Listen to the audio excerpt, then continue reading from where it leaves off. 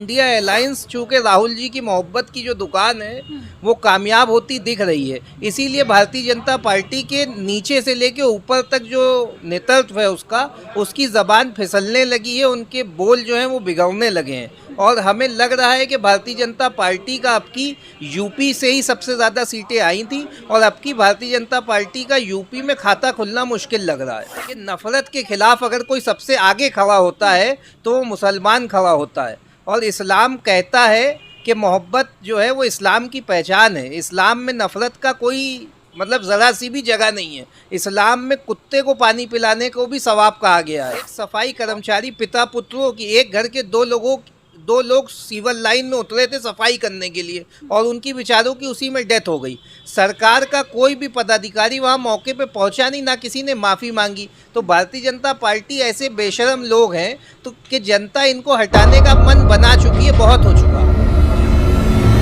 नमस्कार, आदाब, सत श्री अकाल। मैं हूँ आपके साथ एक बार फिर से पूजा माथुर और आप देख रहे हैं रेड चिली लाइव। अभी मैं लखनऊ में ही मौजूद हूँ और लखनऊ से मैं आपको तमाम खबरें जो जनता के बीच जा कर के मैं दिखा रही थी। अभी मेरे साथ हैं सपा नेता उमर मोनिस जी। तो किस तरीके के अभी यहाँ चुनावी माहौल है और तमाम नेता जो हैं दमखम भर रहे हैं और गठबंधन की सरकार के ज़्यादा जो है बोलबाला हो रहा है, लेकिन बीजेपी का गढ़ माना जाता है लखनऊ और 2 बार से राजनाथ सिंह यहाँ से जीत हासिल कर चुके हैं। तो हमारे साथ जो सपा नेता हैं उन्हीं से जानते हैं कि सर, 2 बार से राजनाथ सिंह यहाँ से जीत हासिल कर चुके हैं और अभी जो सपा नेता उतारे हैं उनकी टक्कर में क्या लग रहा है वो टक्कर दे पाएंगे राजनाथ सिंह? टक्कर क्या, समाजवादी पार्टी और इंडिया अलायंस ये लखनऊ की सीट जीतने जा रहा है बहुत भारी अंतर से। क्योंकि भारतीय जनता पार्टी ने सिर्फ नफरत बेची है।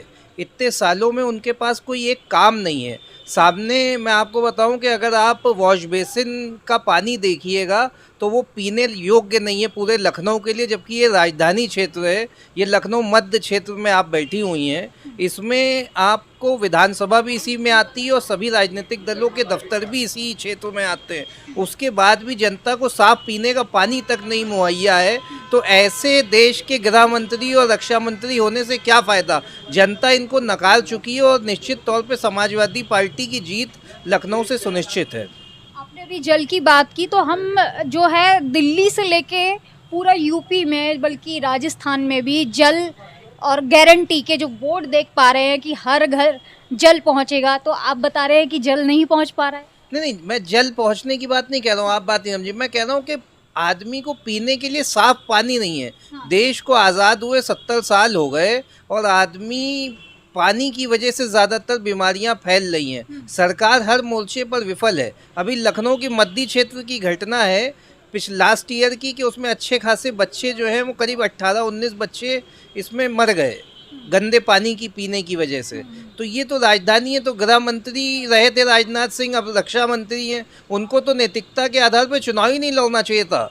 पता नहीं कैसे बेशरम लोग हैं जो चुनाव लड़वाएं लखनऊ। ये रविदास जी लखनऊ से एमएलए और लखनऊ शहर की दोनों सीटें जो लखनऊ शहर की हैं वहाँ सब वर्ग रहते हैं मिलजुल के, और सब वर्गों ने दोनों सीटें शहर की समाजवादी पार्टी के खाते में दी हैं। चाहे लखनऊ वेस्ट हो या लखनऊ सेंट्रल हो, वहाँ समाजवादी पार्टी का एमएलए है। और हमारा प्रत्याशी जो लखनऊ से लड़ रहा है वो बहुत ही संघर्षशील है और उसकी मिसालें दी जाती हैं। वो जनता के संघर्षों में इतनी बार जेल गया है कि उसका गिनीज बुक ऑफ वर्ल्ड में मतलब उसका नाम दर्ज है। अगर हम मुसलमानों की बात करें तो मुसलमान जो है अभी किस तरीके से आपने देखा अभी धर्म की राजनीति जो की जा रही है, धर्म की जिस तरीके से छुटभैया नेता पहले बोलते थे मंच से, लेकिन अब प्रधानमंत्री जी इतने बड़े पद पे होकर जो है उन्होंने इतना, अभी आपने सुना होगा कि मंगलसूत्र तक आपके छीन लिए जाएंगे।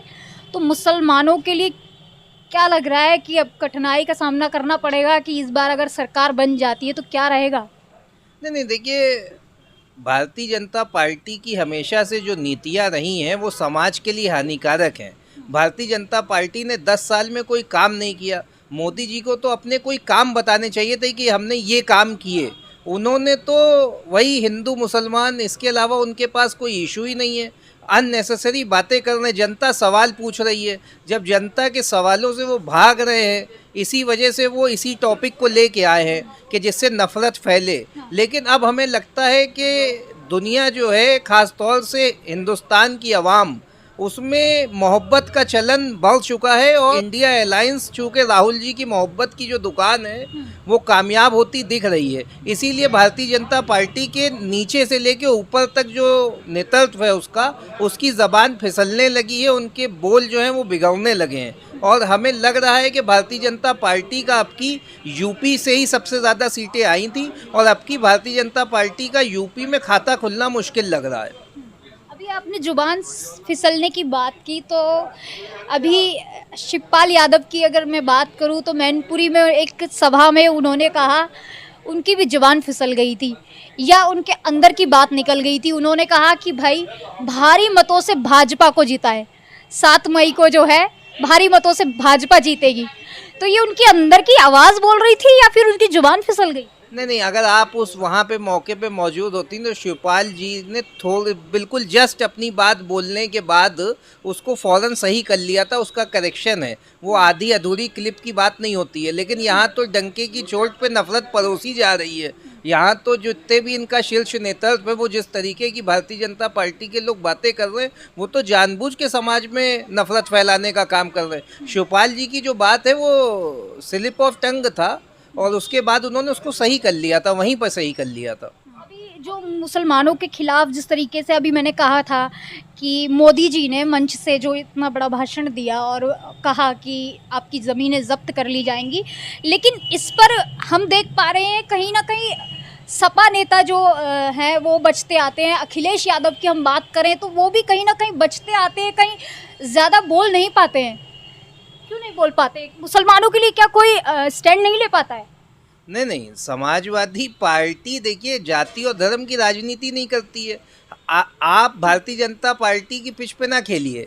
हम समाज के सभी वर्गों के उत्थान के लिए काम करते हैं। हमने लखनऊ आगरा एक्सप्रेसवे बनाया तो सभी के लिए बनाया, हमने लैपटॉप बांटा तो सभी के लिए बांटा, हमने कन्या विद्याधन बांटा तो सभी के लिए बांटा। और जहाँ तक मुसलमानों का सवाल है तो पूरी खास तौर से हिंदुस्तान और देश जानता है कि मुसलमान उत्तर प्रदेश में सबसे ज़्यादा वोट समाजवादी पार्टी को देते आए हैं, क्योंकि इस बात की गारंटी है कि नफ़रत के ख़िलाफ़ अगर कोई सबसे आगे खड़ा होता है तो वो मुसलमान खड़ा होता है। और इस्लाम कहता है कि मोहब्बत जो है वो इस्लाम की पहचान है। इस्लाम में नफ़रत का कोई मतलब ज़रा सी भी जगह नहीं है। इस्लाम में कुत्ते को पानी पिलाने को भी सवाब कहा गया है। नहीं, आप इस्लाम की तो बात कर रहे हैं, लेकिन मैं ये कह रही हूँ कि अखिलेश यादव का कहीं बयान नहीं आता है ऐसे, जब मुसलमानों के लिए इतनी बड़े मंच से जब इस तरीके के नेता लोग बोलते हैं, प्रधानमंत्री बोलते हैं, तो अखिलेश यादव क्यों चुप रह जाते हैं? नहीं, देखिए अखिलेश यादव जी मोहब्बत की दुकान के साथी हैं, वो नफ़रत नहीं परोस सकते।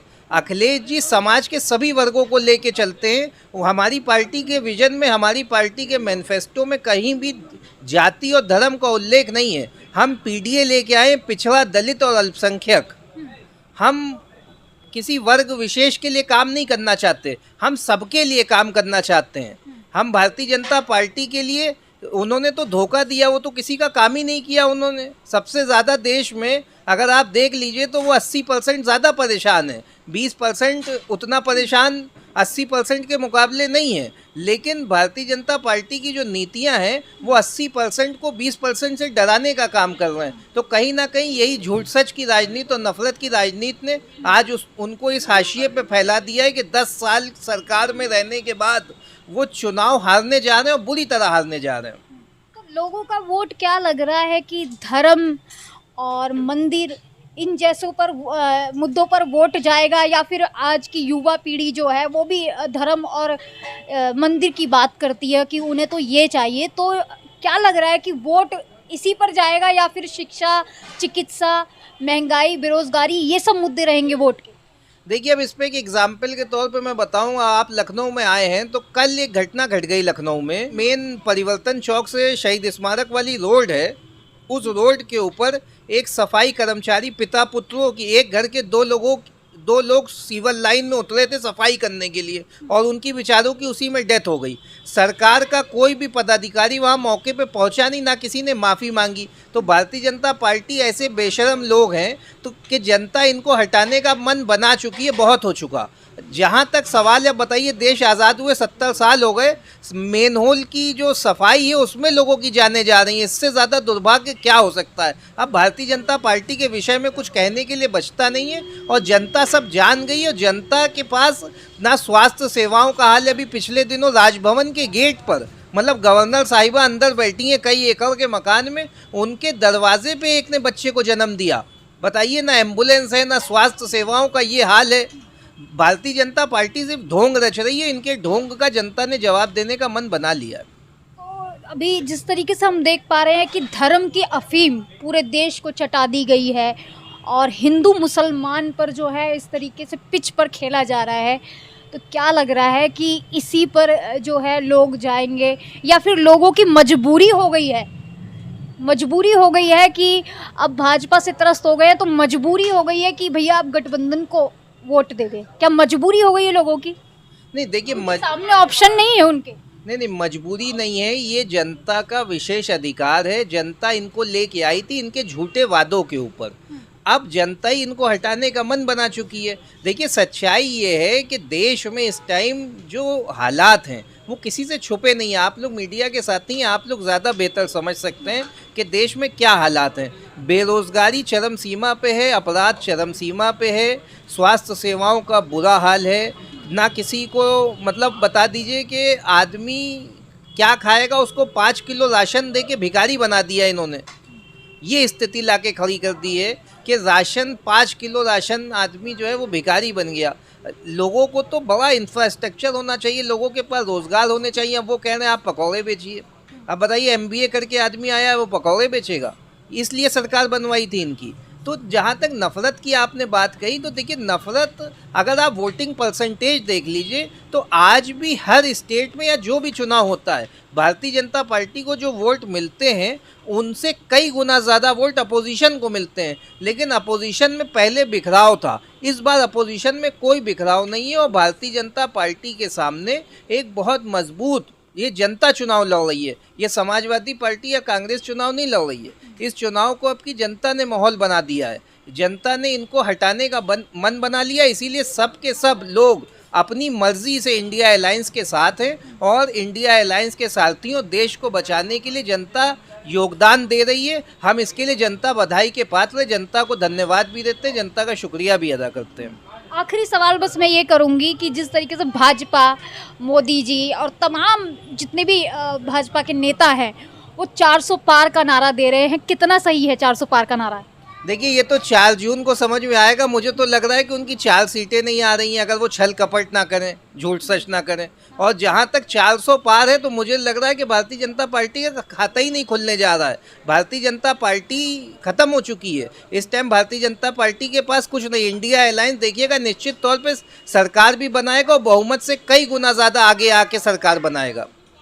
बहुत बहुत शुक्रिया। और अभी हमारे साथ सपा नेता उमर मोनिस मौजूद थे। तमाम मुद्दों पे हमने बात की उनसे और तमाम मुद्दों पे मुखर होके बात रखते हैं हमेशा से और बात रखी भी।